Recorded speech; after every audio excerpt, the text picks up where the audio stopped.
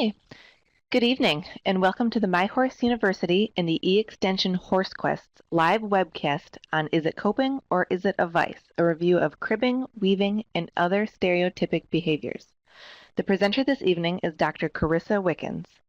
Carissa joined the faculty in the Department of Animal and Food Sciences at the University of Delaware in July of 2009.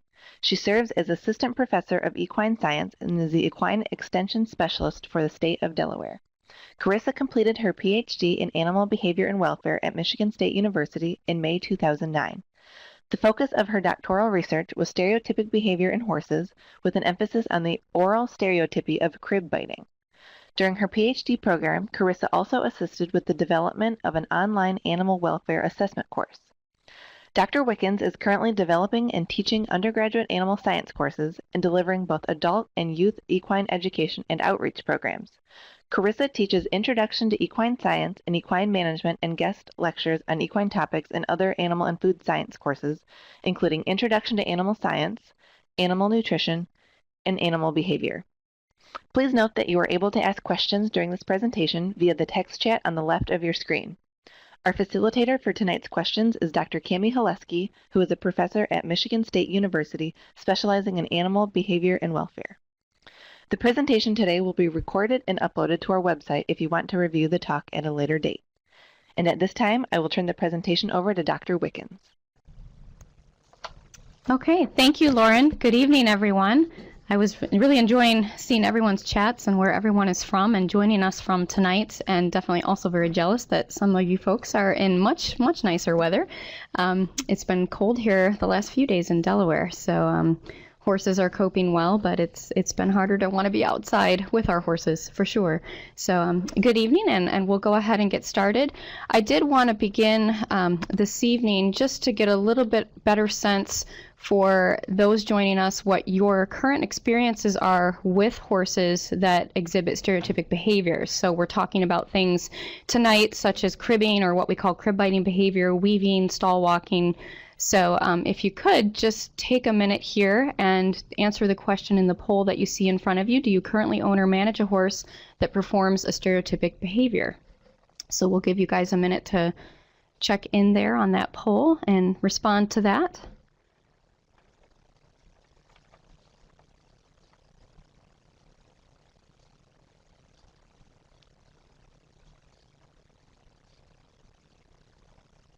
Okay, so quite a few.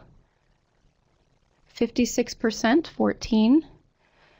Now let me ask this too, and you can type this into the chat. How many have a horse that just performs one kind of stereotypic behavior, maybe is just a cribber, just a crib biter, or maybe does cribbing and weaving, or weaving and stall walking? Anybody have a horse that does a few different behaviors? Oh, really bad cribbers. Okay. See a lot of cribbing, some weaving. Kind of just a one stereotypy kind of horse that we're seeing here.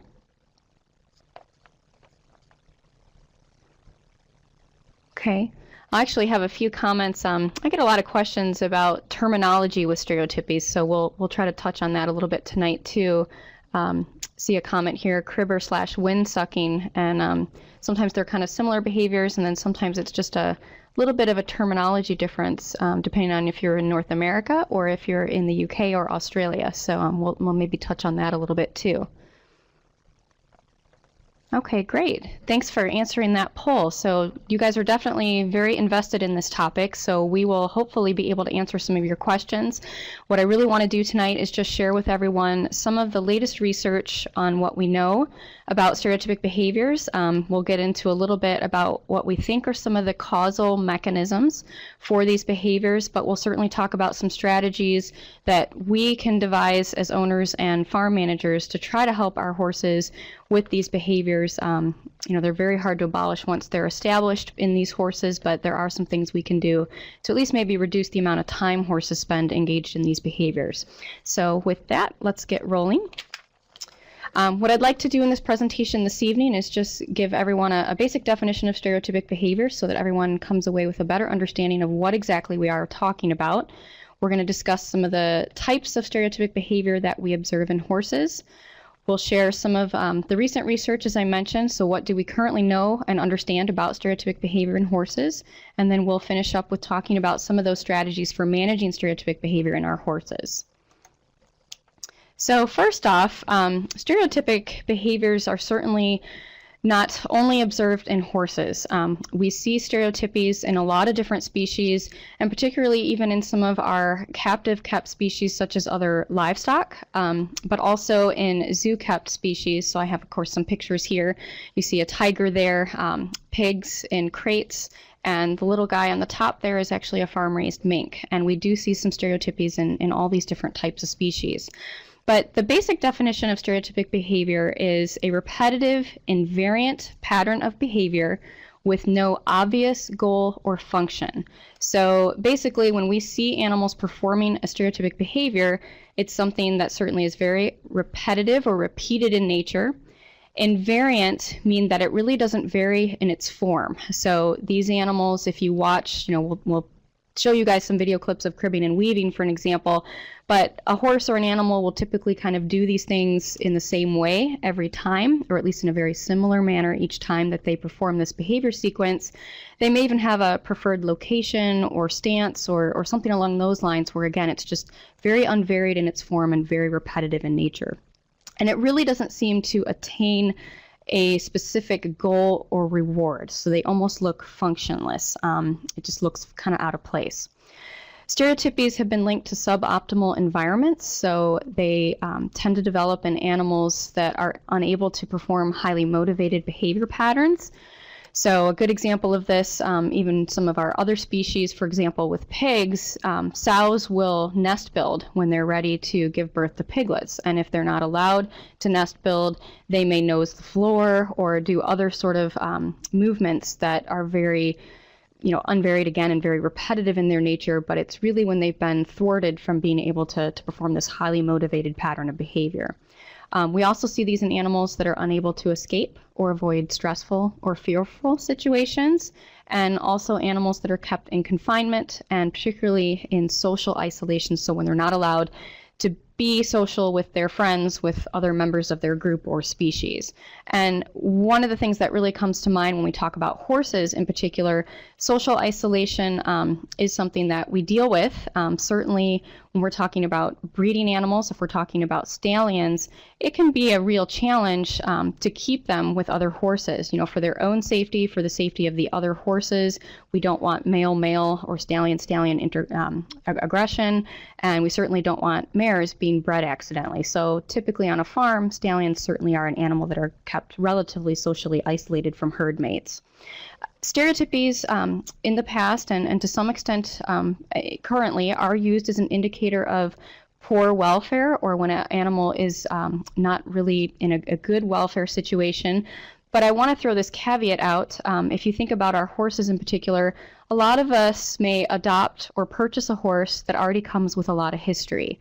So just because we see a horse performing a stereotypy in its current environment doesn't necessarily mean that that horse is in a suboptimal environment. It may have more to do with that horse's history and their younger life or their previous environment. A good example of this is some of the behaviors that we see in off-the-track thoroughbreds, for example. Some of our ex-race horses come with a lot of history, and basically, that when we get them, they're already showing cribbing behavior, weaving behavior, some of those types of things. So it can be a useful indicator of good or bad welfare, but it's usually taken in conjunction with some other factors or some other things that we observe, including biological or what we call physiological indicators of welfare. We can look at stress hormones, heart rate. There's a lot of other things that we look at rather than just only go on stereotypies alone, but it certainly plays a role. Okay, so switching gears right into the main topic for tonight, we're going to focus in on stereotypic behaviors in horses. These are observed in domestic and captive wild horses. So when I'm talking about captive wild horses, this includes things like zebra or Przewalski's, or what we call P horses, in zoo settings. And there is some data from the 80s. Dr. Boyd actually had looked at behavior in P horses, or the Przewalski's horses kept in captivity, and did observe things like weaving and crib biting and other aberrant behaviors that you would not see in feral or free-ranging horses. And to my knowledge, and looking very deeply in the literature during my PhD work and to this day, I have not seen that we've documented stereotypies such as cribbing or weaving out in these free-ranging or feral horses. So in our wild horses, we do not see these behaviors. Survey studies conducted in Canada and the UK have shown that greater than 13% of domesticated horses exhibit stereotypies. So this isn't just cribbing or crib biting, the oral stereotypies. This is kind of lumping everything together in these survey studies that the researchers have looked at. But greater than 13% show these behaviors. In the past, and particularly if you look in older textbooks, you'll basically see stereotypies often referred to as stable vices. And I think more and more we are starting to move away from this terminology. The research that's been conducted is really providing some good evidence that stereotypic behaviors really aren't just simply the result of boredom or something that the horse is trying to do just to annoy us or get under our skin. There really is some good evidence to suggest that there's some underlying physiological reasons these horses may be performing these behaviors, and we'll get into that a little bit tonight. So let me break this into some classifications. Stereotypic behavior in horses is really kind of categorized as either oral. So this includes oral stereotypies such as cribbing, or what we call crib biting, tongue rolling, and I have wood chewing here, but I do have a question mark at the end of wood chewing, and I want to come back to that a little bit later in the presentation. So we'll come back to that last little bullet point there. The other classification or major category is locomotor stereotypies. This includes movements, those repetitive invariant movements in horses that we see. So this includes weaving, where the horse shifts its weight repeatedly from the left front to the right front. Stall walking, or what we also term box walking. This is when the horse follows a repetitious circuit around their stall. So basically they're just circling and circling and circling around the stall. There's also repetitive head movements. This can include bobbing, tossing, head shaking, swinging, or nodding. And then I also, at the end here, this last bullet point, I have pawing. And while that can be very repetitive and is certainly classified as some kind of stable vice, typically, can be really problematic, I do have a question mark there too. And again, we'll come back to that towards the end of the presentation. And the reason I have question marks with pawing and wood chewing is because there's some discrepancy on whether those are really considered stereotypic behaviors or not. Okay, so I have two video clips here. So again, most of you that are logged in with us this evening, you have firsthand experience with some of these behaviors already. So the video clips that we're going to show you now are not going to be new to you, but for some of you that maybe only have a weaver and you've never seen cribbing, I wanted to be able to show this. So Lauren's going to bring up our video clips here. It might take just a second to start playing on everyone's screens here.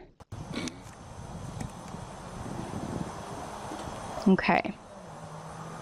So I hope everyone can see this. This is two horses actually at the horse unit, the teaching unit at Auburn University. These are some of the horses that I worked with during my PhD program. So you can see these two horses here are exhibiting cribbing or crib biting. So these horses will anchor their top incisors on a fixed object. In this case, they're both very graciously sharing this fence post.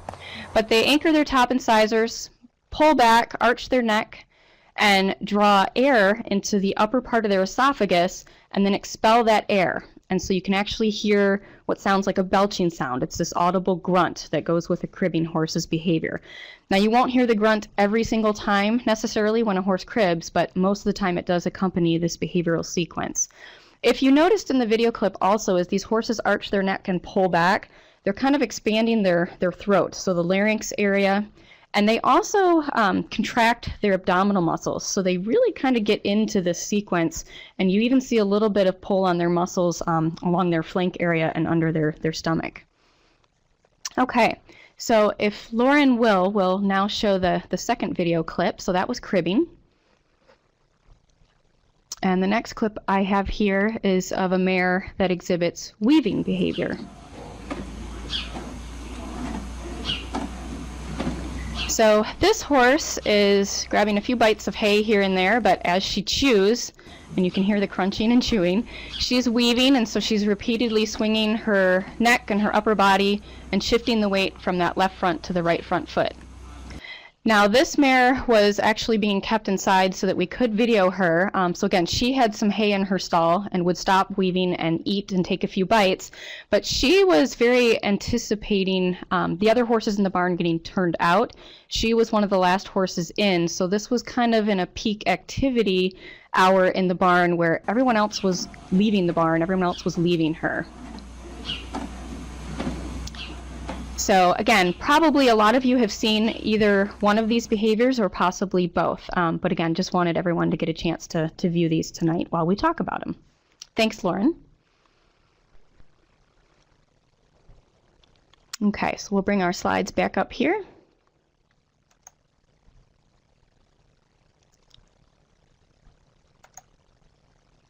Okay. So I'm really, a lot of my research really focused more on cribbing and weaving, so I will admit that's mostly my interest and my expertise, so we're going to focus in on those behaviors, but I didn't want to ignore a couple of our other behaviors. So again, I'm going to come back to wood chewing and pawing a little bit later at the end here, but I did want to spend a minute here talking about head movements, and particularly head shaking. Head shaking is extremely problematic for owners and certainly for the rider. It can be a very dangerous behavior for the horse and the handler, particularly if you're riding a horse that has a violent bout of head tossing or head shaking. So basically, head shaking in horses is described as bouts of head tossing that's frequently accompanied by sneezing or snorting. So these horses, it's really, when you watch these horses, it's almost like it looks literally like a bug flew up their nose, and it just extremely agitates them, and they will try to rub their nose on the ground, on their front leg, a human, another horse, a nearby object, anything that they can just kind of quiet their face and quiet their nose and get that feeling, that sensation away. So head shaking, as far as we know, it often does have a physiological component. For example, we tend to see more frequent head shaking in horses, and certainly more violent head shaking in the spring and summer months when there's bright sunlight out, and certainly when there is more allergens, there's more insect, there's just more annoyances in the environment, but the sensitivity to sunlight seems to be a component of this behavior. And it has been the subject of recent research, but unfortunately this syndrome is still not completely understood. But one thing that scientists think may be happening is the facial nerves in these horses are misfiring, or actually they're kind of more frequently firing than they should be, and so it makes this tingling sort of electrical sort of sensation in the horse's muzzle and up into their face and into their jaw. And so the one picture I have here, let me grab my pointer here. On this horse here, this horse is wearing what they call a nose net, and there's been a few scientists that have researched the use of nose nets on quieting head shaking in horses and have found that they're actually quite effective. By just sort of having this net over the horse's nose, it really kind of helps quiet those facial, or what we call those trigeminal nerves. And it would be similar to if you feel like you're about to sneeze, and you just kind of take your finger and put it up under your nose, or kind of just grab your face a little bit. Sometimes you can halt yourself from having that violent sneezing attack, or at least hold it off for a little bit. So it's kind of the same thing. So again, not completely understood, but we definitely think it's not just the horse misbehaving and being bad and creating problems for us. It's really actually something that's an underlying physical problem. All right, so why are we concerned about stereotypic behaviors? What is the problem with these behaviors in our horses? Some of these are possibly quite real in their effects, including some ill health effects of some of these behaviors, but a lot of this has to do with owner perception and perception within the equine community. I think stereotypic horses, unfortunately, tend to get kind of a bad rap. And again, partly it's just because for a long time these behaviors have not been well understood. In some cases, horses may lose value. So in terms of financial or monetary value, people just aren't interested in purchasing a cribber or a weaver, or they may just not pay as much for one of these horses if they find out ahead of time that the horse exhibits this behavior. Sometimes these horses are banned from certain boarding facilities, so some farms will just say, absolutely, we don't want these horses on our property. They're afraid that they will cause damage to the facilities. Or one of the other beliefs that certainly is fairly prevalent out there is that these horses, if you have a normal non-cribbing or non-weaving horse housed directly next to or across from one of these stereotypic horses, these cribbers or weavers, that they're going to learn how to do these behaviors from watching those horses. And I'll come back to that point a little bit later. But that's one of the reasons that they may be banned from certain farms or boarding facilities. Cribbing, in some cases, can cause teeth and gum damage, teeth damage in particular. I've got some pictures that I'll show you of that in some really established, very aggressive crib riders. And there is some evidence to support an association, but I do want to basically sort of emphasize, if you will, association between cribbing and a specific type of colic in horses. So this has been very interesting. In 2004 and then again in 2008, there was some publications that came out from the veterinary literature, and there were some researchers and clinicians that took case history on horses that came in for colic surgery, and then went back and talked to the owners and asked which horses were crib biters. And again, there was some association. There seemed to be a relationship between what we call epiloic foramen colic. So it's kind of a twisting or an insertion of the small intestine. So it's very specific type of colic, but there was some link between that and crib biting. Now again, that's not fully understood. I personally know a lot of cribbing horses. We actually have one in our UD teaching herd right now that really hasn't ever had any issue with colic. So, maybe an association, but we don't know for sure if that's true. Weaving can be hard on hooves. Also weavers, some of the weavers that I've seen, they'll stand at the front of the stall, so they might go back to their feed bin, grab some grain, but then they come to the front of the stall and they weave back and forth, and as they weave, they drop a lot of their food.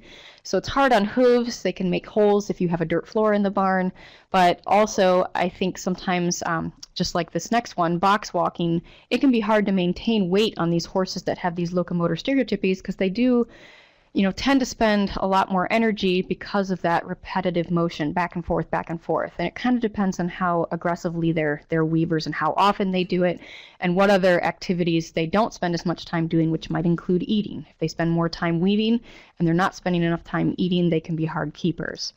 Self-mutilation, this is a behavior that also can be very repetitive and is very problematic.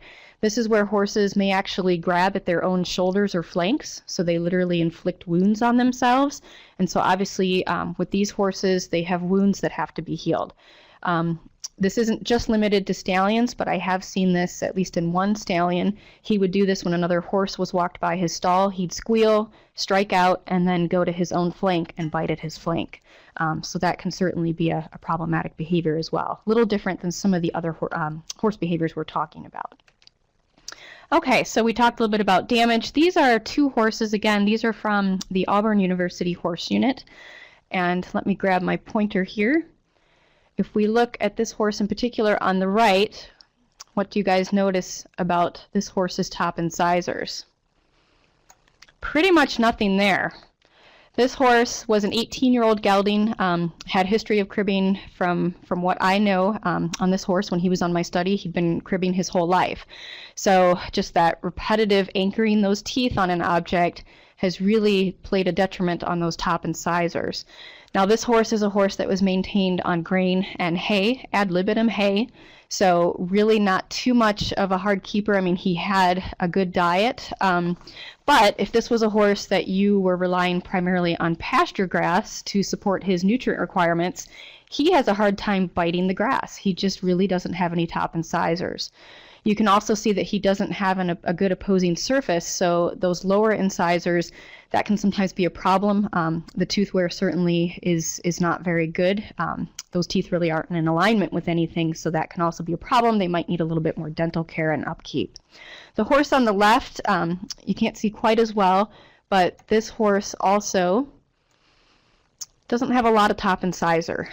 You can see this horse anchoring those teeth on this wood bar here, this board, and you can see that those teeth are worn down sufficiently too.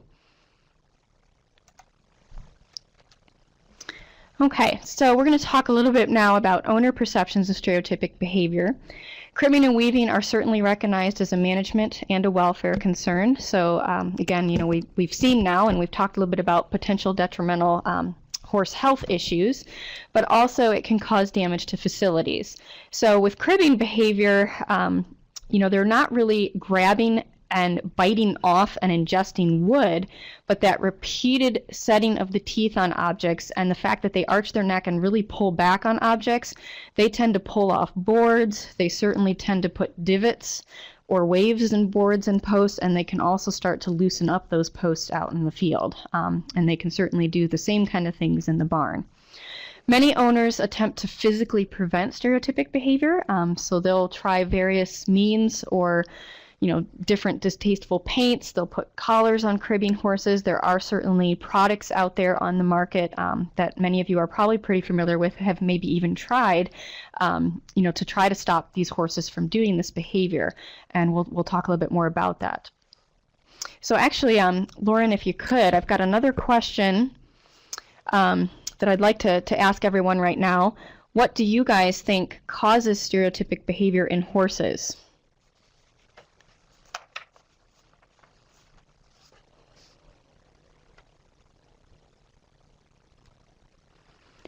So the choices are boredom, stress, diet, housing, genetics, a combination of genetics and management, or other, or none of the above.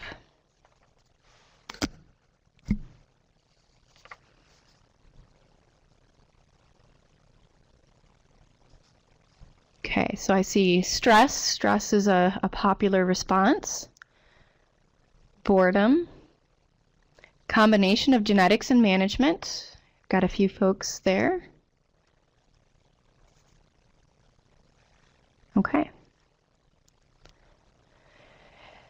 So I'm going to get into this a little bit based on the research and even some of my own work that I've conducted over the past 5 to 6 years. So we'll talk a little bit about this, and then maybe if we can, Lauren, towards the end, maybe we'll either put this question back up, or we can just have you guys kind of comment towards the end in the chat box about some feelings and thoughts based on what we continue to talk about this evening. Okay.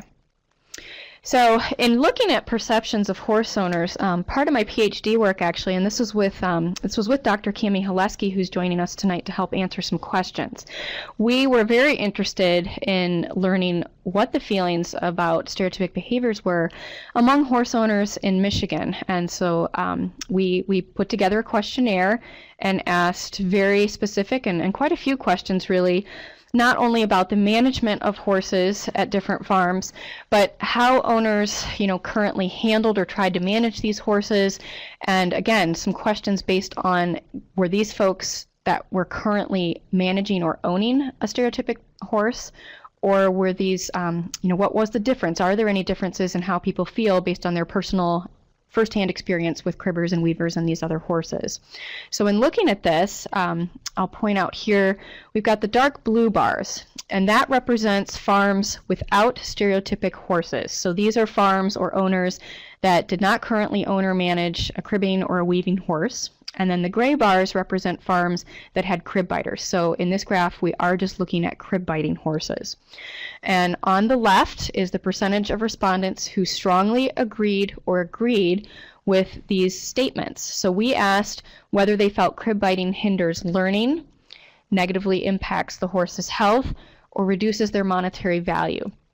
And you will see that both camps, farms with and without crib biters, quite a few people, especially when we asked about the negative health impacts and the monetary value, there was a pretty high percentage in both camps at both farms that really felt that, yeah, these crib biting and cribbing is problematic. But the little star above the blue bars represents the fact that basically more people that did not currently own or manage a stereotypic, in this case a crib biting horse, were more concerned. So it's not to say that the folks that are currently managing these horses don't have a concern about their horse's health or that it reduces their horse's worth, but it was interesting to see that the perception within owners dealing with these horses currently versus those that just kind of were looking outside at this problem, it was definitely different. So it was showing us that there was a little bit of discrepancy between the feelings in the community at large. Similarly, we asked about weaving, and we saw a very similar pattern. So again, blue bars are farms without weaving horses, the gray bars are farms with weavers. Now, interestingly, comparing weaving to cribbing, if you look, the gray bars in particular are lower in terms of the percentage of respondents that were concerned about weaving having negative impact on health or reducing the monetary value. So it also showed us a little bit that maybe for a lot of folks, cribbing for any number of reasons is maybe just more problematic from a lot of different perspectives. So I thought that in itself was very interesting as a result from this survey. But again, you'll see a little asterisk showing a significant difference with more people that were not currently owning or managing a weaving horse having concerns that weaving hindered learning ability, it had a negative impact on the horse's health, and that it reduced the monetary value.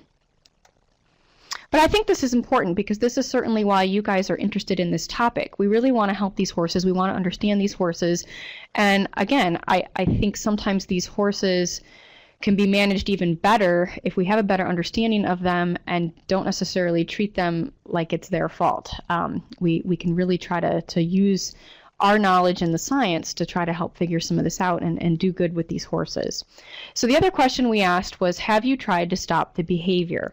And we found with weaving and crib biting behavior, crib biting, a more substantial number of respondents, a little over 80%, said yes, we have done something to try to stop the horse from performing cribbing or crib biting.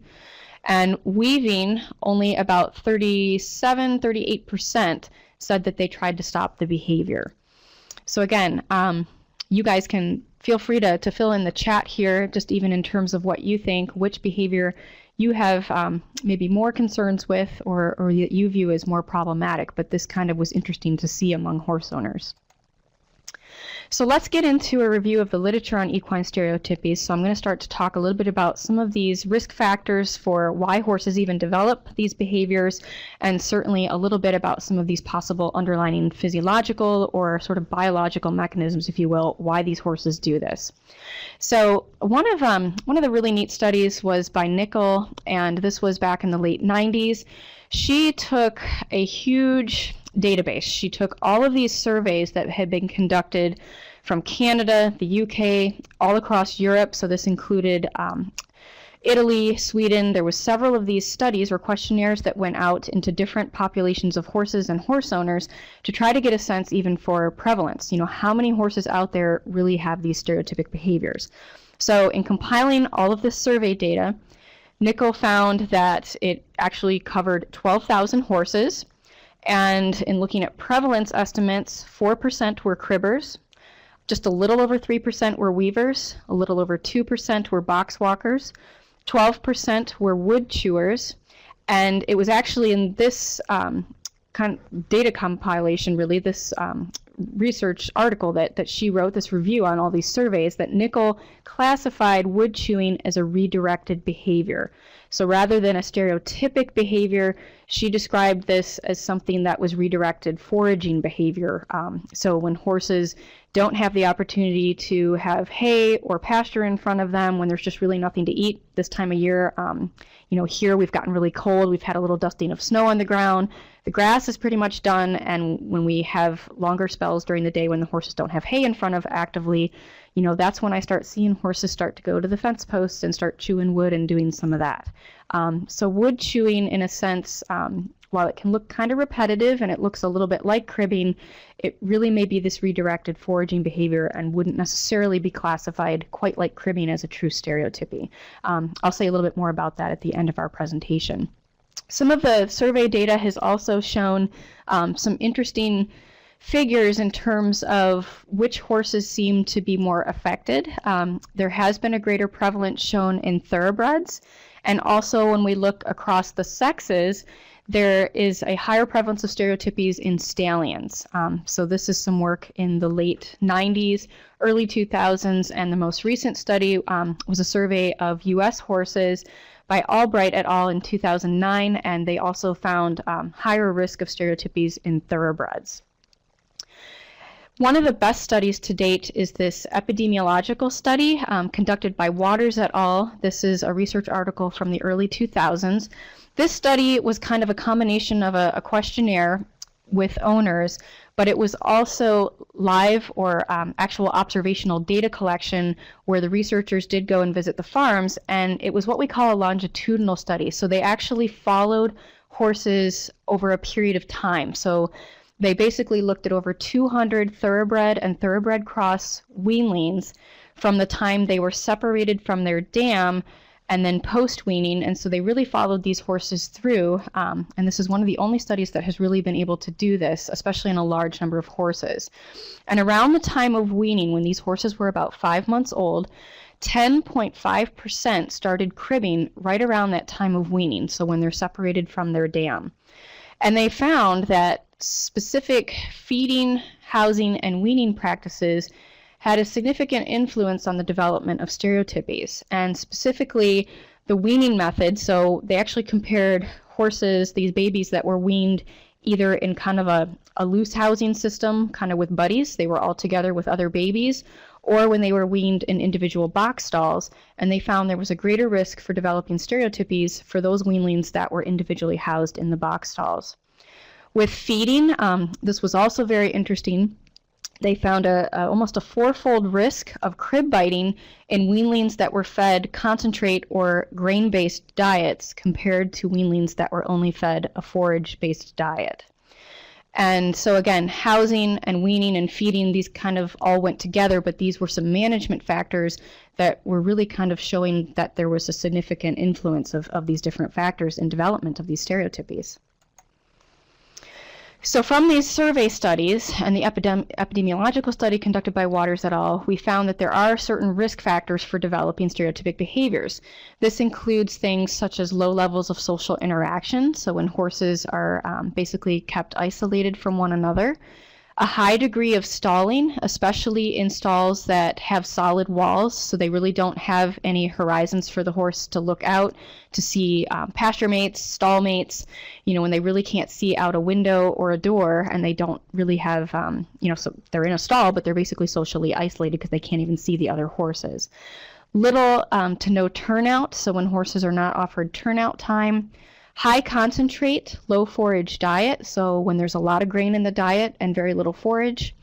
There's some evidence of a genetic relationship, and we're seeing that with some of the research that I mentioned on the slide before, looking at thoroughbreds, for example. And in particular, there was an Italian study in the mid-'80s that looked at different lines and certain families of thoroughbreds, and within certain families of these thoroughbreds, there was a higher risk of cribbing and weaving and some of these stereotypic behaviors in these certain families of thoroughbreds, so maybe some genetic relationship as well. A stressful competitive life may be a contributing factor, but when you think of horses that are, have a lot of demands on their system, so they're highly competitive, high performance type horses, especially if you think about race horses, from a very young age, they're in a stressful competitive lifestyle. So that also usually means maybe more time inside the barn and inside the stable or the stall. And they also typically will have higher concentrate diets because they really need to get that energy to be able to perform and train competitively. So some combination of factors under that bullet point of stressful competitive life. Stressful weaning, so like I just mentioned with the water study, different weaning practices, especially if it creates more stress in that weanling as they're taken away from their mother, maybe that's a contributing factor as well. This was a study I wanted to share with you guys this evening. This is a little bit more recent, and I actually just came across this paper a couple weeks ago. Stereotypies and learning. This is a study by Hosberger et al., and it was one of the first to try to really look at learning abilities in horses that exhibit stereotypic behavior. This has been something that's been very interesting to a lot of folks, but certainly to me as well. Again, this kind of goes back to the owner perceptions. I think sometimes people were concerned or weren't quite sure, are there learning differences in these horses? Do they not learn as well? This goes back to even some of the human literature as it relates to children and people that have autism or other types of maybe mental disabilities that might impair their learning ability. But some of these folks also do display or exhibit some kind of a stereotypic behavior. So the horse in some ways has actually been a very interesting and maybe even a very helpful model to better understand stereotypies and learning abilities in human subjects as well. So it is starting to receive more attention. But in this study, the researchers were testing the ability of horses to perform what we call an instrumental or an operant task. So this is where the horse has to operate on its environment to receive some kind of reward or reinforcement. So this particular task was the horse had to open a chest by raising the lid with their nose. So the scientists had to get the horses used to the testing apparatus and the environment, and they basically were training these horses to open the lid and get a food treat.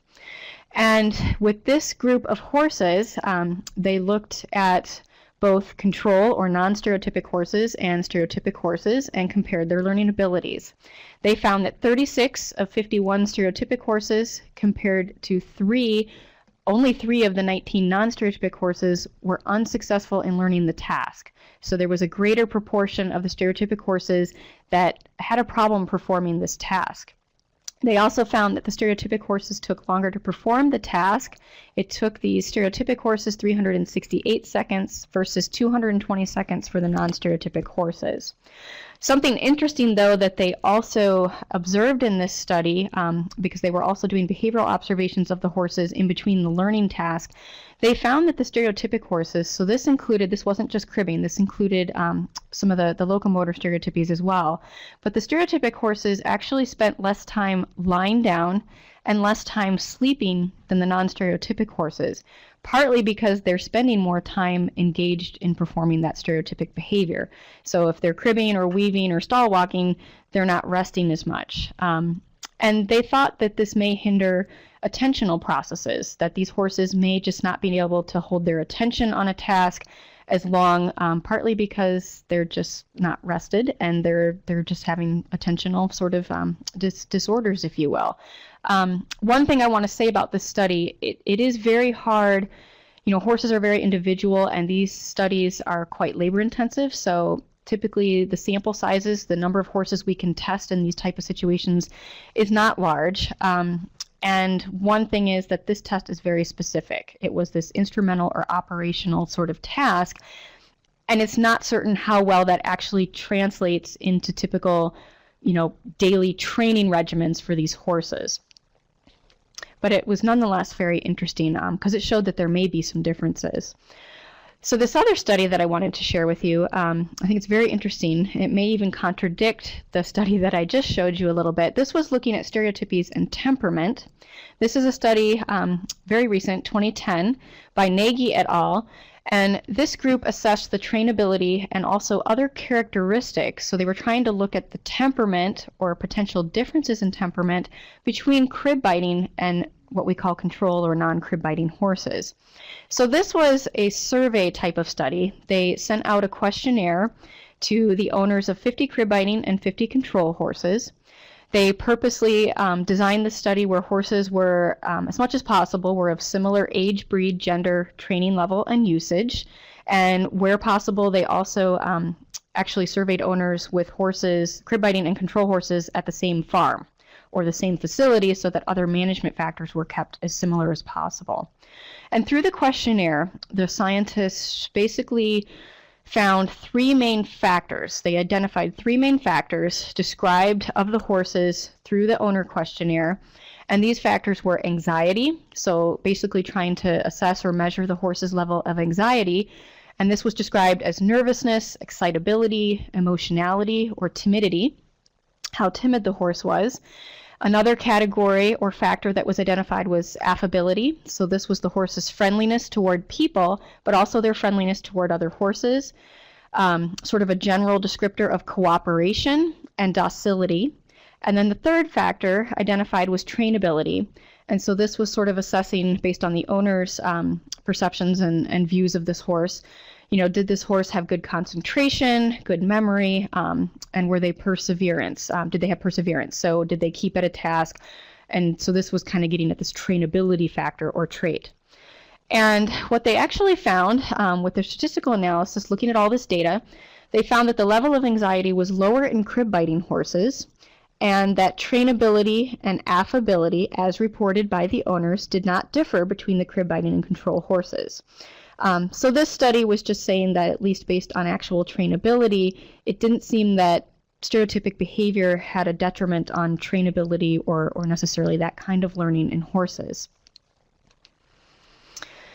So we're going to switch gears a little bit. I'm going to talk a little bit about some of the studies that have been investigated to look at potential biological causes of some of these stereotypic behaviors. And again, the one that has probably received the most attention to date has been cribbing or crib biting. There have been a few studies done on weaving horses, but really crib biting is the one that's received probably the most research to this point. So there's definitely some studies out there that show that there may be differences in brain chemistry or brain physiology and function between crib biting and normal horses. One of the things that a lot of you are probably familiar with, have maybe even read in some of the horse magazines, this is something that we're starting to maybe get a little bit better picture of, but it's not an easy question to address. So this first bullet point I have here, endogenous opioids, this is basically referring to beta endorphins. So the feel-good sort of neuropeptides or hormones that work on the brain make us feel good.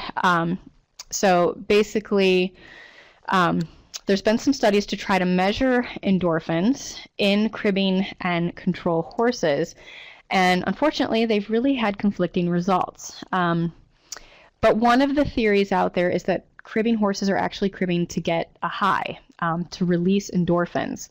And some of the research data now says that that's probably not quite what's going on. It might be that these horses already in the brain maybe are just more sensitive to beta endorphins, so whether there's a difference in the receptors on the brain that read this beta endorphin when it attaches to that receptor and what message that relays to the horse's brain, these cribbing horses may already have some differences there. This first author that I have listed here, Dodman et al., in the late 80s, they actually infused a drug, a substance that stopped cribbing, and the substance was actually a blocker, if you will. It blocked the receptors in the brain to these endorphins. And if you blocked the endorphins, the horse stopped cribbing. And so one thing that we've thought a little bit about is that if the horse was actually cribbing to get high, if you give this drug to stop them from cribbing, you'd actually think that they'd try to crib more to really induce that high again. So again, we don't necessarily think that they're cribbing to get the high. Something maybe kind of makes them high to begin with, so to speak, and they're just more sensitive to those endorphins. So I'm sorry, I hope that makes sense. It's kind of a roundabout way to try to explain that. But this other study, Gillum et al., 1994, they showed, they actually measured beta endorphin in the blood of horses, and they showed that crib biting horses had lower levels of endorphins than controls. The other authors here, Lebelt et al., 1998, they showed that they actually had higher levels, and Pell and McGreevy in the late 90s didn't find any difference at all in beta endorphin. So to make the story even more confusing, there's been a lot of conflicting results. So that's been a hard one to measure. There's a stress coping hypothesis. So this has more to do with stress hormones such as cortisol and the effect that cortisol has on the horse's behavior. So the stress coping hypothesis was basically that horses crib bite to help alleviate or reduce stress. So again, there's been some conflicting results here. One of the studies that's been really interesting was that Lebelt et al., that same study, 1998, they measured heart rate in horses, and when horses are allowed to crib bite, it's been shown to reduce the horse's heart rate, which would be some indication that the horses are less stressed. But when they've measured cortisol in the blood of these horses, again, there's been kind of all over the map sort of results. Some of these groups have found higher levels in crib biting horses compared to controls, some lower levels, some no difference at all. So again, the picture hasn't been really clear, but there's a little bit of evidence there to suggest that that may be involved. I thought it was interesting too, the Nagy study, the temperament study I just shared with you, again, at least as reported by owners, several of the crib biting horses, it was reported that they seemed overall to have less anxiety. So, again, if that's just a feature of these horses, or if it's actually that the crib biting itself maybe is some kind of coping mechanism, I think that's important to keep in mind. The last bullet point I have here is dopamine. This is another neurotransmitter that works in the brain. It's very important in goal-directed behavior. And one of probably the most interesting and most helpful studies in terms of looking at this in horses has come from some data shared by McBride and Hemmings in a 2005 study. They were actually able to harvest brain tissue from horses that had to be put down for other reasons, whether it was colic or a severe lameness. These were horses that unfortunately were already destined to be put down, but they went in and collected brain tissue from these horses and looked at dopamine receptors in the brains of horses that were reported as having history of crib biting compared to horses that were not reported by their owners as being crib biters. And they showed some really interesting differences. There's two specific types of dopamine receptors in the brain, and the crib biters in certain parts of the brain actually had a lower number of receptors, but then in another part of the brain, part of the brain that really deals with this goal-directed behavior, they had a higher number of receptors. So some really good evidence that just either genetically or physiologically there was something different in the brain mechanism between these two different types of horses, stereotypic and non-stereotypic.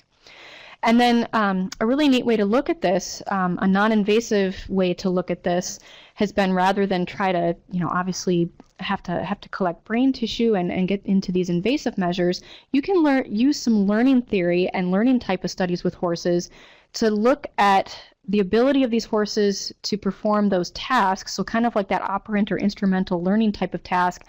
And you can really try to use that as an indirect way of figuring out if they may have some differences in their goal-directed behavior. And this is what Parker et al. Did in 2008. They actually looked at giving horses different reinforcement schedules. So the horses would learn to press a lever or push a button and receive a reward for doing that task. But each time you would basically start making them perform more lever presses before they would get the reward. And after a period of time, the non-cribbing horses or the non-stereotypic horses would kind of get it that, okay, I'm not getting the treat anymore. I'm not getting rewarded for pressing the lever or doing this behavior, so I'm going to quit. And so we call that extinction. The horse basically stops performing the task. Well, the cribbers would continue to work to try to get the reward. And so it kind of indirectly shows that there might be a little bit of disconnect in these horses with that goal-directed behavior. And that might explain why these horses, once they get established in this behavior pattern, the brain kind of takes over, and it's very hard to abolish that behavior. It really becomes a part of their behavioral repertoire, and that goal-directed behavior, they just keep doing it. But again, it could have some important role to play in how we train these horses or how we push them. I think cribbers may just be really, really hard workers, actually, and we need to make sure that we incorporate that into our training somehow. One of the things that I've been really interested in is the theory of gastrointestinal irritation as a potential cause in crib biting. And again, it may not just be that trouble in the horse's stomach is the only reason they start performing an oral stereotypy like cribbing. It might be some interplay between the gut and the brain. When horses are in pain or really stressed out, that can obviously affect the brain, especially at a young age. It's shown that it can affect their stress response. It can affect some of that goal-directed behavior, and so there might be some really tight links between a lot of these different things. But this is one that has also received a lot of attention in the research literature. And in foals, Nickel et al. Actually showed that crib biting has been associated with gastric ulceration. They found that babies that started crib biting or that were crib biters had greater severity and a greater number of gastric ulcers compared to non-crib biting foals. And in this same group of foals, when they fed an oral antacid product with the horse's grain, that tended to reduce the amount of time that these foals spent crib biting. So by buffering the stomach acid, it tended to reduce this amount of time that they spent cribbing. Just wanted to point out here, this is actually a still image from an endoscopic video from a horse on my study and my PhD work at Auburn University. We actually looked at cribbers and non-cribbers, 9 horses in each group, to actually scope these horses and see if possibly the cribbers had greater severity and greater number of ulcers. We actually didn't find any significant differences in the number or severity of ulcers between the two groups. But this was actually a still image from one of the videos from a cribbing mare. And you guys can see here, there's some lesions here on the gastric mucosa. This is the stomach lining in the upper part of the horse's stomach. And you can see just some marks here. You see these little lesions here. She actually had quite a few ulcers, and some of these were actually a little bit deeper structures that were affecting the deeper part of the mucosal lining or the epithelium in the inside of the stomach. But again, in these mature, established cribbing horses, we didn't actually see any differences. But what we did find when we fed these horses, they had what we call a higher gastrin response. Gastrin is a peptide hormone that stimulates gastric acid secretion in the horse's stomach. And post-feeding, our cribbing horses actually had higher gastrin, which might indicate that they are producing more acid, at least potentially. So that was a very interesting finding in some of my work. So that was what I really kind of got interested in. So here's some other data from mature horses, looking at these studies here. And crib biting has been associated with lower pre-feeding, or what we call basal, so kind of a baseline reading, and then post-feeding gastric pH. So lower pH means a more acidic environment in the stomach, and that was the group at Auburn University that found that in these mature horses. And there's also a study that looked at feeding antacid to these cribbing horses. And when an antacid product was top-dressed on top of the horse's grain, the owners that were observing these horses basically said that it reduced their crib biting frequency. These horses stopped cribbing, didn't stop cribbing completely, but it definitely halted some of their cribbing. Crib biting has also been suggested as a way to maybe an attempt really by the horse to alleviate gastric acidity in the stomach, because when the horse actively bites on something or chews, they will salivate, and that saliva has natural buffers in it. It has bicarbonate in it, and if it gets to the stomach, it kind of helps buffer that gastric acidity. So the group at Auburn also has been doing a lot of this work, and they actually, with sponges, measured how much saliva was produced by crib biting horses, and they actually did show, at least to some extent, that crib biting stimulates salivation. So it lended some support to this earlier hypothesis by Nickel that maybe this was an attempt to try to buffer that gastric juice in the stomach, that the horse was actually crib biting to try to help with that. Okay, so enough about cribbing. Let me talk just a minute here about weaving. We're getting towards the end of our presentation, but I'll spend a few minutes here on weaving. This really, again, compared to cribbing, probably hasn't received as much attention in the literature, but there are some scientists, actually a group in Japan that has probably done some of the most recent work on weaving, but they found that provision of mirrors in the stable, if you actually put a mirror up for this horse to look at, or opened windows so these horses could see adjacent horses and surrounding fields, that would reduce weaving behavior. So it would reduce the amount of time that the horses spent weaving, or the frequency of this behavior. So this really lended some support that weaving may be performed in response to social isolation. So just that natural herd instinct, these horses want to be gregarious, they want to be with herd mates, they want to be with a group, and so when that is prevented, they will start weaving, sort of this locomotor action, and maybe as a thwarted response to try to get to stable mates. The frequency of weaving tends to increase before feeding. So that video clip I actually showed you, it sort of looks like weaving may also be performed in an attempt when this horse is trying to cope with some kind of anticipation or frustration associated with activity in the stable. So an anticipatory event such as meals coming or turnout possibly. So that one mare that I showed you, she was getting quite anxious and she started weaving more and more as the horses in the barn, all of her friends started leaving her in the barn. So I'm going to come back just very briefly to wood chewing and pawing. This really may be more of a natural behavior than we think, both in terms of our wood chewers and pawing behavior. For example, wood chewing is often seen when horses, as I mentioned, do not have adequate forage. So when there's long spells between hay feedings, or this time of year when there's just nothing really out there on the ground for them to graze on, they might start spending more time grabbing at the post or the wood fence boards, nibbling on the stable, the stall doors, feed buckets, that kind of thing. But wood chewing, again, wood chewing is really where the horse, if you watch them, they literally take nibbles out of the wood and chew it, sometimes even swallow little bits of it, which certainly isn't a good thing. We don't want our horses doing that, but it's not maybe classified really truly as a stereotypic behavior. On the range, horses will paw in the snow to find grass or paw the ground in search of water. So again, that may have started as a very natural behavior in most horses.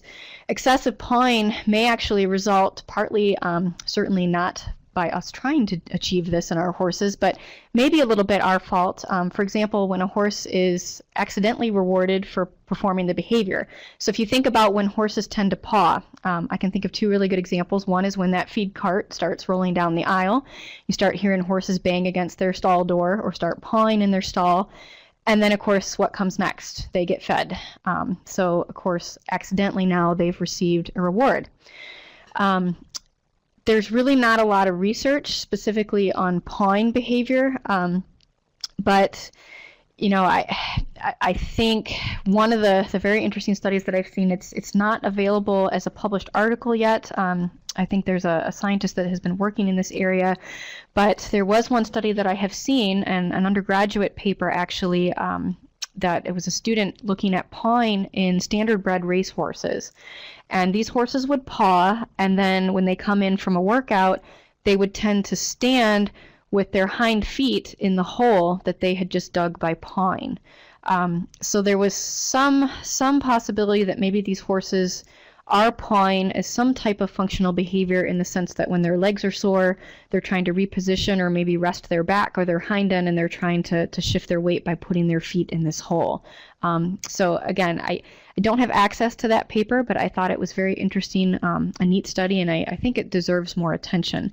But the other example I can think of is when the horse is in the cross ties, they start pawing, and you know, we undo the cross ties and put them away in the stall or move them. They've gained the attention. So again, they've pawed, they received a reward, even if it was accidental or inadvertently. So I think pawing can be easily reinforced accidentally. All right, so I'm going to finish up here. Suggestions for preventing development of stereotypic behaviors. It really comes back to the risk factors that we found through this research.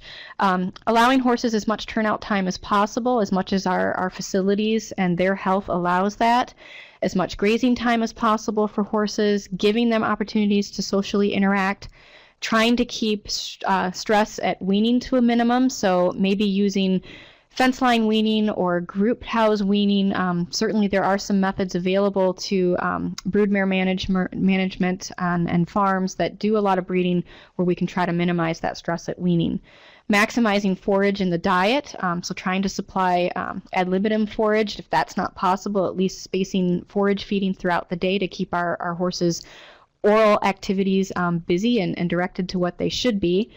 Providing visual horizons, so again, for those locomotor type stereotypies, just opening up stall doors, windows where the horses can see, adding partial grilling to stalls so that we don't have solid walled stalls.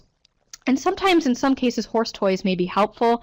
With oral stereotypies like cribbing, there was a study recently looking at providing those the little lick toys that you can hang in the stall. It doesn't, again, it's not going to be a fix-all. It's not going to stop your horse from cribbing, but it might at least get them to engage in a different oral behavior, and it might reduce the amount of time they spend crib biting on the other objects in their stall. So that's kind of, you know, how we hopefully at a young age prevent stereotypies. But then of course we've got all these horses that already are very established in these behaviors. So what do we do with those horses? Well, it's not going to stop them, but again, increased turnout time, increasing social interaction and more forage access, that can certainly help. There are things, especially when it comes to cribbing collars, that can be utilized to stop the horse from performing the behavior. Cribbing collars, cribbing muzzles, anti-weave bars, but horses are very creative, and there's also been one study by Catherine Haupt that actually showed that horses are quite motivated to perform cribbing in particular. They'll work to gain access to a Dutch door where they can crib. They'll work almost as hard as they will to get a food reward, so they certainly are motivated to do this behavior. So it kind of comes back to, you know, you can put a cribbing collar on, but what happens as soon as you take the cribbing collar off? The horse goes right back to cribbing. Sometimes they actually rebound, well, they'll actually crib more once they've been prevented physically from doing it for a period of time. There's a newer cribbing surgery that has had some result in helping horses not crib, but certainly that's expensive and it's fairly invasive. So it's not necessarily something we would recommend, but it is out there. Shock collars, you might have even seen ads in magazines or out there online, kind of aversion therapy or basically punishing the horse for performing a stereotypy. The thing with this method is that your timing has to be impeccable. You'd really need to be out there constantly watching this horse and making sure that your reinforcements or your punishment really is coming at the right time and in a way that's fair, and that can be really hard sometimes, and it's not always effective. Pharmaceuticals used for treating obsessive compulsive disorder in humans. So again, if it's a brain mechanism, there are some things that could be administered to the horse. The problem is right now, currently, we don't know at what doses, what potentially would be toxic to a horse. We're not sure. So there's not a lot of safety data out there for use of these types of drugs in horses. And it's also very labor intensive. Some of these drugs, the ones that have been effective, like I said in the Dodman study, basically blocking those endorphins from the brain, it did stop cribbing, but it had to be constantly infused. So obviously not practical for us as horse owners and managers. The other thing is here that I do want to throw out. Physical prevention actually fails to address the underlying cause, and in some cases has been shown to further reduce equine welfare. It may actually increase the stress response, increase heart rate, increase cortisol when we subject horses to some of these different methodologies. So it's just something to think about. We really want to try to better understand and get at the underlying cause, take that away or make that part better rather than just simply physically prevent. So just a question, kind of food for thought. Should we take away a horse's coping behavior? If this really is a mechanism for a horse to reduce their anxiety, or it stems from gastric discomfort or genetics or brain function differences, should we just be trying to prevent that? Maybe these behaviors really are important to these horses and we need to think about that. This is just an example. This is an Equiball feeder, kind of like a giant Kong toy for horses. You put little bits of preferably forage-based food, maybe some hay cubes or something in this device. The horse has to roll it around and little bits of food come out. So it really increases the foraging time, makes it a little bit of work, kind of mentally stimulating and orally stimulating for this horse to nose this thing around the stall. Okay. The last thing here I just wanted to finish up with, contrary to commonly held belief in many of our older textbooks, there is little proof that horses learn stereotypic behavior from one another. This really hasn't been officially addressed with a scientific study to date, but certainly anecdotally, we have a cribber right here in our herd that has now been in with two other younger horses, a halflinger and a quarter horse. They do not crib bite, and they share a pasture with this horse 24/7. The horses at Auburn were often kept, the mature cribbing horses were kept in a pasture adjacent with weanlings and yearlings, and my colleague, Dr. Cindy McCall at Auburn, has never reported that she's seen these horses pick up that behavior. So certainly, this is something we've asked in our survey studies too, and really a small percentage of folks have reported that they really have seen or believe that this is occurring. The one thing that may be happening is that some of these horses that we see crib biting or weaving or stall walking, it may be more that they're really sharing some kind of suboptimal or stressful environment or have shared that environment in the past. So I wanted to leave you with a couple references. I mentioned this Albright et al. Study. This one here, this is a recent survey study looking at breed predispositions and owner perceptions of the causes of cribbing. So this is a very interesting study that looks at U.S. horses and talks about some of the risk factors, including breed. Cami and I have a recent review paper on crib biting behavior in horses. This is a 2010 article that really just kind of reiterates and kind of goes through all of the things that I shared with you tonight. So if you're interested in understanding this a little bit more and would like some further reading, that would be a good paper to look at as well, and it'll reference several of these other studies that we've been talking about. So with that, I know it's actually a little after 8. I was very long-winded tonight, so I thank you for your patience and your attention tonight. But I can go ahead and try to look at a few questions. I think Cammie's been typing away as we've gone here too. So maybe let me get a chance here to look at some questions. Lauren, are we okay to stay online here for a couple more minutes? Absolutely. Yep. Okay.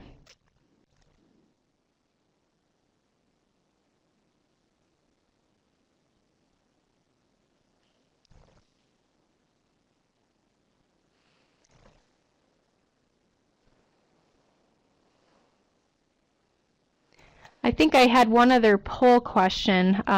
While we still have everybody too, I think I was curious. We were going to ask everybody if you have tried something, either currently that you're using or in the past, have you tried to stop your horse from performing the stereotypic behavior, and was it successful?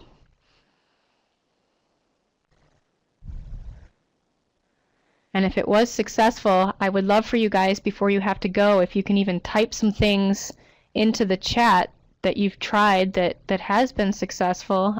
Again, it's hard. I don't get to hear very many success stories of people that have been able to stop their horse. I know with weaving, a lot of the time, if you really just get those horses outdoors, the more they're not inside the barn, the better off they are. Usually you can really stop them, or at least reduce the amount of time they spend weaving. Cribbing is harder. A lot of horses, even out on pasture, like those Auburn horses, they have their buddies out there. They have a round bale feeder, grass in front of them 24/7, and they're still out there spending about 16% of their day cribbing. So it looks like about half of you have said yes, you've tried something to stop. And it looks like about the same percentage have said yes, that you've been successful. Cami asked me, Carissa, do you know of specific research on anti-ulcer supplements that reduced cribbing?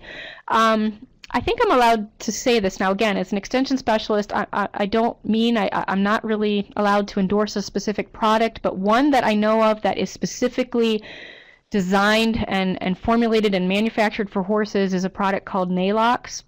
It comes out of the Kentucky Equine Research Group. I think that's been one that has actually been utilized to some extent in some of these cribbing studies.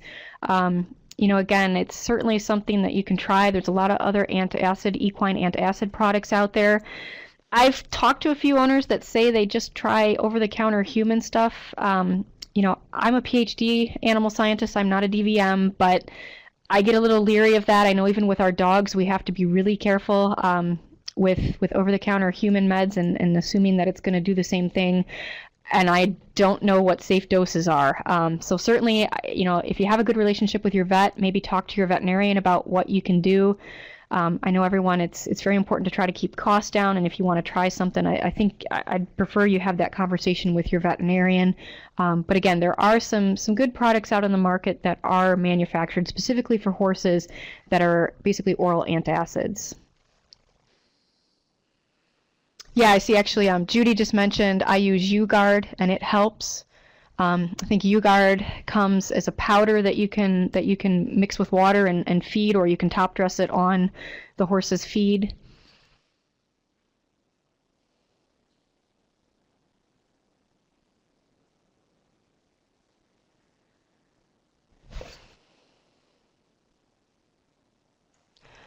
One of the things with the collar too, cribbing collars, miracle collar, there's a lot of different collars out there. But one thing is that you do have to make sure that it fits properly. Some horses, even with the collar on, they'll continue to crib. We have this little horse, Maggie, in the herd. She's our star clicker trainer in the group. So she's great. She's great with the students. She's a lot of fun to work with. I let her crib. She's out in the field. She's not what I would call an overly aggressive cribber. She doesn't spend the whole day cribbing. You just catch her once in a while cribbing on the mineral feeder in the shed or maybe up by the water. But we have a miracle collar for her, but I basically just let her out in the field and she cribs away. Her incisor teeth aren't really in bad shape. And again, we haven't had any trouble with her with colic or any other health concerns, so we've decided it's just okay for her to crib.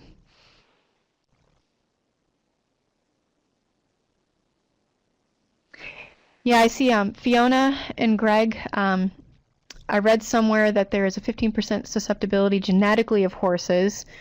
Yeah, some of these studies show, again, especially when we think of breeds or by sex, Stallions and thoroughbreds, we do see it in warm bloods and certainly quarter horses. But even if you look at some of our quarter horse pedigree or lines, there's a lot of appendix breeding out there. So thoroughbred, I think, actually kind of creeps into some of the quarter horse breeding, especially if you're talking about appendix quarter horses. So I definitely think both through the survey research and some of the early 80 studies, that Italian study I mentioned, there's definitely some good evidence that there might be a play of genetics. And so again, the role of genetics, is it that they have differences genetically in brain function, that there's just different things physiologically about their brain that they're more predisposed to, and then when they get in these situations of that competitive lifestyle, high concentrate feeding, it just really sets these horses up. I mean, I really do tend to think it's kind of a combination of genetics and the environment, genetics and management. Now that we have the horse genome, I think there's going to be a lot more of us interested in that piece. We're getting much more information now about genetic diseases in horses. Maybe we can start using this genetics research to help us understand behavior better. And I think we're very close to doing some of that. The more data we collect, the more pedigree information we can get from cribbing horses, it might be easier to really discern that.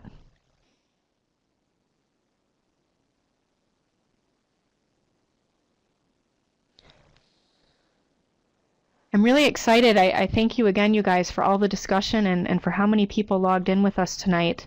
I'm certainly open to taking more questions. I love hearing from you guys when you have good advice and really interesting stories about your horses, where they've come from. If you'd like to email me, my email was on the beginning of the presentation, but when you go back to the archived presentation, this is what I hope to continue researching some. This is my background and what I really like to talk about with you guys. So please feel free to contact me, and we'll try to keep the discussion going. Kimber, your last question. Oh, you know what? I meant to come back to that. I'm sorry. Thank you. So is cribbing and wind sucking the same thing? Just had a good conversation. We just had our Delaware Ag Week program, and this question came up at our equine session. Some of it I do think is a terminology difference. Even some of the papers you read or some of the folks you talk to, I've heard wind sucking used a lot by some of the folks in Australia and to some extent sometimes in the UK as well. And I don't know if Justine is still with us. I noticed Justine was actually with us this evening from England. But in some ways too, I think there is a little difference in the behavior. A horse that truly wind sucks, that's a horse that may not be anchoring its incisors on a fixed object. If you watch them, they might stand in the aisles, like let's say you have them cross-tied in the aisle, or they're standing in their stall or out by the fence. They're not placing their incisors and pulling back on the object, the feed bucket, the mineral feeder, the post on the fence. They really just kind of make the audible grunting noise. They might, pull up their abdominal muscles a little bit. So it's kind of like cribbing, but it's not the full cribbing sequence. I don't know, and I can let Cammie jump in here a little bit too. But one thing I'm thinking is that sometimes as these horses get more and more established in the cribbing behavior, maybe they don't necessarily have to set their incisors on something. It's almost like they're performing part of the behavior, but not quite like we see the full cribbing sequence. But again, sometimes it's just a terminology difference as well. Sometimes if someone's talking about wind sucking, they might actually be talking about cribbing and vice versa. Good. Okay. Cammie said she would agree with me. I don't know. Again, it's something that is debated. So again, I hope I answered your question, Judy. Or no, I'm sorry. It was Kimber. Kimber asked the question. Oh, good. Okay. Thank you. Yeah, that's a good way to describe it too. Fiona and Greg have heard that the air suckers not using an anchor are more advanced. And some horses, if you put if you electrify the top of your fence out in the field and there's nothing else for them to crib on, they may actually even go over to a pasture mate and kind of just rest their chin on the rump of a horse. I actually saw that in a video clip. I haven't seen it personally, but I have seen that in a video clip. They get very creative with how they get their cribbing accomplished.